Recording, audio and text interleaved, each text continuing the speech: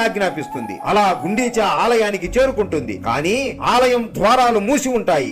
గట్టిగా ఎంత పిలిచినా కూడా ఎవ్వరూ ఆమెను పట్టించుకోలేదు. అప్పుడు ఆమె కోపంతో పక్కనే ఉన్న జగన్నాథుని రథాన్ని కూల్చేస్తుంది. మీరు లోకానికి దేవుడు కావచ్చు, కానీ మీ ప్రాణం మాత్రం నేను. అలాంటిది నేను నీకు ఇన్ని రోజులు గుర్తుకు రాలేదా అని అలిగి తిరిగి వెళ్లిపోతుంది. అలా 10 రోజుల తర్వాత గుండీచా ఆలయం నుండి జగన్నాథుడు బయటికి వచ్చి కూలిపోయిన రథాన్ని చూసి ఏదో తేడాగా ఉంది, నేను ఎవరినైనా మర్చిపోయానా అని ఆలోచించి ఆయనకి అర్థమైపోతుంది. వెంటనే జగన్నాథుడు చీరలని, పూలని, అలాగే రసగుల్లాలని తీసుకుని పరిగెత్తుకుంటూ పూరి ఆలయానికి వెళతాడు. కానీ లక్ష్మీదేవి జగన్నాథుడిని లోపలికి రానివ్వదు. అప్పుడు జగన్నాథుడు ఆమెని ప్రేమతో బుజ్జగించి పాటలు పాడి ఆమె తలలో పువ్వులు పెట్టి రసగుల్లాలని తినిపిస్తాడు.